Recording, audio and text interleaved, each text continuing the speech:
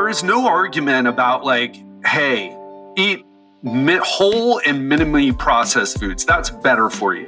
In general, that's true. The reality, though, is some of us like Cheetos and white bread and almond croissants. And what I want to tell you is that's okay. However, just be mindful of these nuances in nutrition, especially with fat loss, because it can help you explain your results or lack of results. And what I'm doing here is not trying to tell you, hey, get rid of processed food. I'm telling you, make informed decisions and understand that there's these other factors that come into play. Welcome to the Legendary Life Podcast, where it's all about taking control of your health, losing fat, transforming your body, and living the life you deserve with celebrity fitness trainer and longevity enthusiast, Ted Ryce. Today, we're going to clear up some confusion about calories and food quality. For example, have you ever heard me say that fat loss is all about the calories? That you can eat any food that you want, and you can lose fat if you keep your calories less than you burn. And you can also gain weight, even if you're eating good quality food, if you're overeating calories. Well, today I'm going to dive into the nuance here because this is something that gets brought up a lot on social media, but it's really hard, at least for me with my writing ability, to dive into it. So if you've ever wondered, like, what is the real difference? I know there's something different about eating chicken breast and broccoli versus donuts. There's got to be something different there and beyond just the protein. So we're going to dive into that today. What's up, my friend? Welcome to the Legendary Life Podcast. I'm your host, Ted Ryce, coach and health expert, I should say, and coach to entrepreneurs, executives, and other high-performing professionals. Now, we do this show for two reasons. Number one, I've been in this industry for 24 years, and it's my job to help you avoid the many mistakes and dead ends that I went down in 24 years so that you can get better results, the best results, by listening just to this podcast. And the second reason is if you are a high achiever and you value your time and you want to lessen the effort and lessen the time it takes to get into the best shape of your life, especially if you're over 40, you'll know who to hire. So let's dive in. We're going to be talking about the impact of your food choices on fat loss, and specifically the difference between what we might say whole foods or minimally processed foods versus highly processed foods or ultra processed foods. And to help us explain this difference, we're going to be looking into a study called, this was published in 2010, by the way, they figured this out. And the study, it was, where was it published again? Food and Nutrition Research. And the title of the study is really a sexy marketing name. It's named Postprandial Energy Expenditure in Whole Food and Processed Food Meals. Implications for daily energy expenditure. And if you've ever wondered why health influencers go viral and researchers don't, it's because the titles of research papers sound like that. However, one of the reasons, this is a bit of a side note, but I think it's important. One of the things that I'm here to do is to help translate the research into something meaningful and actionable so that you can follow. And in this study, they did something really cool. What they did was they asked the question, okay, well, does it really matter a whole food meal versus a processed food meal? For sure, it's about calories, but is there something different about the foods? And what they did was this. They got two groups of people, both men and women, and they were both healthy men and women. Very important to state because some populations in studies, they're unhealthy. So these were healthy men and women, no diabetes or heart disease or anything like that. And what they did was they had two groups. One would eat either the whole food meal, which was multi-grain bread and cheddar cheese. And they compared it to white bread and processed cheese product. So it was the only difference is here. So it was both bread. It was a bread and cheese sandwich. And one group ate the multigrain bread with cheddar cheese. The other group ate white bread and processed cheese product. And they did something else that was really smart. They made the macronutrients almost equal. Not exactly equal, but the meals were comparable in terms of protein. There were 15 to 20% protein. Carbohydrates were 40 to 50%, and fat 33 to 39%. In other words, there's very little difference between the macronutrients here. And that's extremely important because if you've heard me talk about the low carb studies that were done 15 years ago, you've heard me talk about how low carb diets were thought to produce better fat loss results because, what we ended up finding was when we compared low fat and low carb and made the protein equal, there was no difference. So it was just that people in general who do low carb diets eat more protein and get better fat loss results. But when you design a diet that is equal in protein, it doesn't matter if it's low carb or not. So the scientists here, they made sure the meals were comparable in terms of protein, carbohydrate, and fat. So another thing that was interesting was they measured the satiety ratings after the two meals. And if you don't know what satiety is, it's just how hungry you are after eating the meal. And there was no significant differences in satiety. So people felt satiated after eating each meal. But what was interesting was that they measured the calorie burn of eating the food. Now, if you're saying, well, what do you mean by that? I burn calories by eating food? Yes, you do. And I just want to spend 1 minute covering what your metabolism is. So most people, when they say metabolism, they don't know what they're talking about. But if you've been listening to this show, hopefully you remember. There's your basal metabolic rate. That's about 70% of the calories you burn every day is just keeping your body alive, right? Your hair grows, your nails grow, your heart pumps, your brain gets nutrients. I mean, all this stuff goes on in your body and you're not even conscious of it. And that's the majority of the energy that you burn every day is just that. Then there's about 10% of what you do every day is what you might call your non-exercise activity thermogenesis. That's just a complicated way of saying how much you move around. And then you have what's called your exercise activity thermogenesis. And that's about 5% for most people. So if you're in the gym a few times a week, only 5% of the energy that you burn comes from exercise. However, there's one more factor here, and that's the thermic effect of food. And the thermic effect of food is this. Digestion is an energy-intensive process. It costs energy to digest food. In fact, about 10% of the calories you eat every day just get burnt up in the process because you got to think about it. You got to pick the food up. Probably doesn't take too many calories to do that. Put it in your mouth, chew it, swallow it. And that's when the real work starts is the digestion process. So eating food and digesting food and absorbing the nutrients in food costs energy. So back to the study. Think about this. So these two groups of people ate the same amount of calories.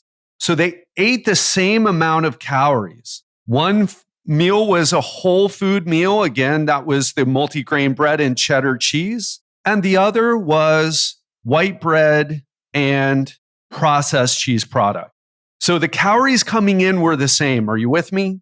But what happened when the calories got into someone's digestive system? In other words, the number of calories burned in the digestion of either the whole food meal or the processed food meal changed. In fact, what they measured was there was a difference of 65 extra calories eating the whole foods meal.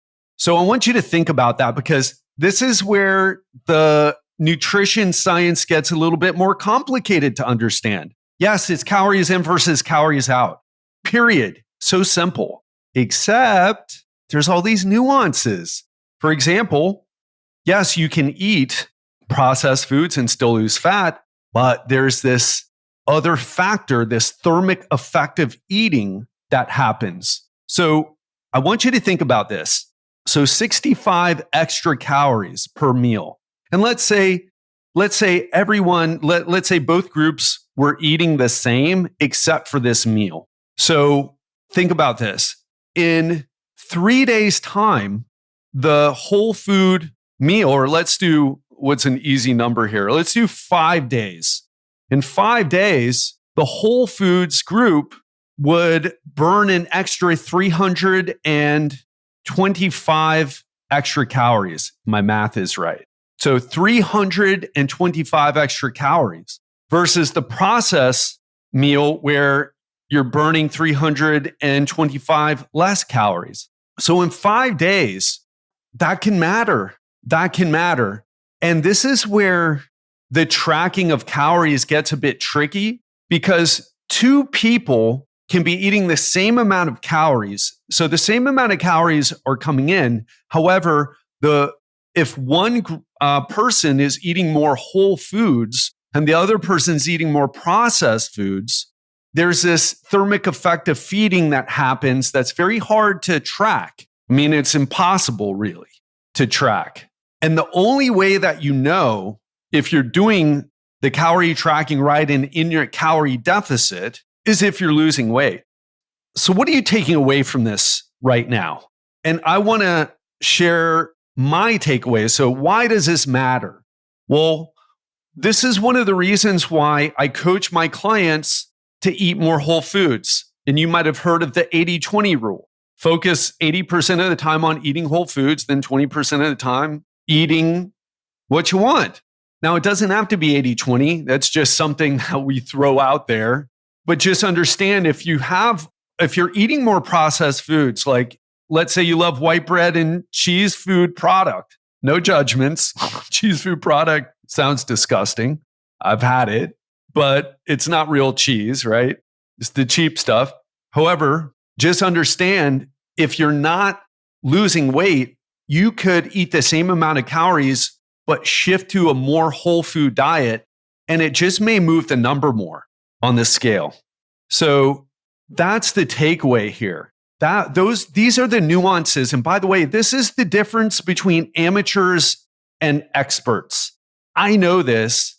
I'm on top of this. And this is the type of thing that I look for. If someone's not getting results in my program, I look at, okay, well, let's see how many calories are they tracking? Are they tracking accurately? And then what are their food choices? Then I see, okay, well, are they being consistent with their weight workouts? Okay, well, how many steps are they walking? Because it's about creating the balance between all these things. So think about that.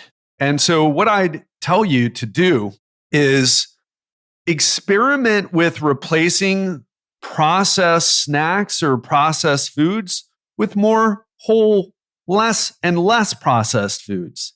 For example, if you're eating white bread, try eating multigrain bread if it's something that you don't mind. Because one of the issues that I want to avoid is not being clear about this, because you may hear, well, it's just that calories matter.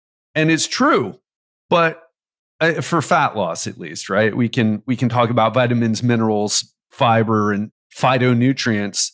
But when we're talking about fat loss, it's just the calories. However, one of the things that happens is you burn more calories when you're eating whole foods. So replacing those processed foods with whole foods is going to make a difference. Now, I want to even, again, like the swapping out white bread or processed cheese food for multigrain bread and real cheese as an example.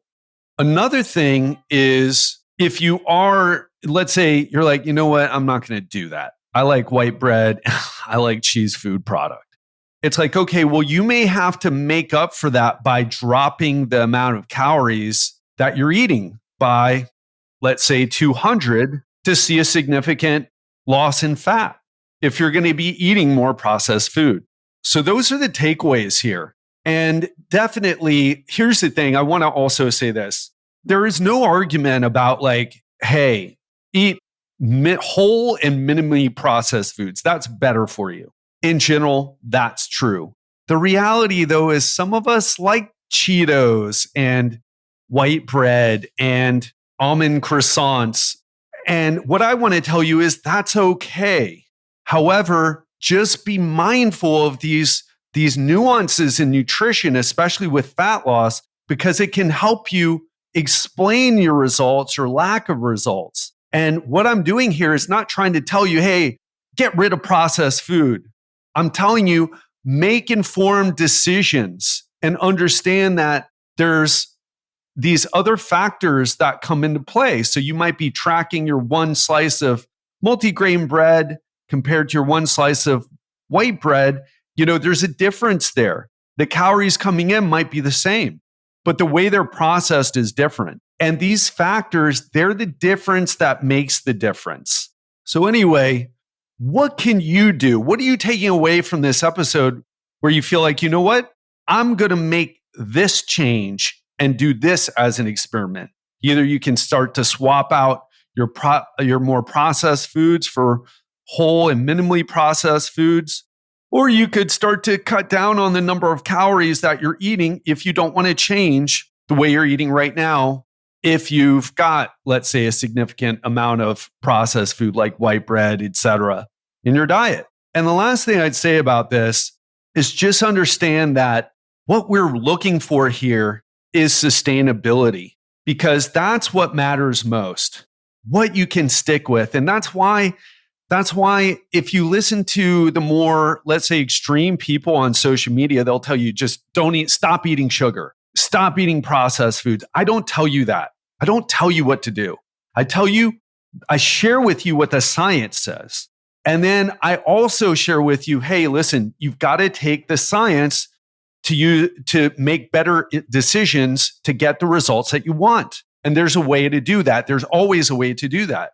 So no matter if you're a person and you're like, I hate vegetables and I like white bread and cheese food, you can still get results doing that. Because one of the most common things that I see is that people feel really guilty about their food choices. In fact, the other day on Twitter or X, I made a post about taking care of your body because it's the only one you got. And then someone underneath said, oh man, I just read this, but I just ate a hamburger. I said, well, what's wrong with eating a hamburger? I mean, maybe if you're eating a hamburger and fries and you're doing that every meal, but there's nothing wrong with a hamburger. There's also a difference between eating a hamburger that you make at home versus a McDonald's hamburger. That's, again, going to be more processed. So I want you to start to think about these differences. Think about, okay, well, what can I do differently based on what I've heard today? And also, how does this affect long-term sustainability for me? So those are the questions I want to leave you with. And that's what I coach my clients on.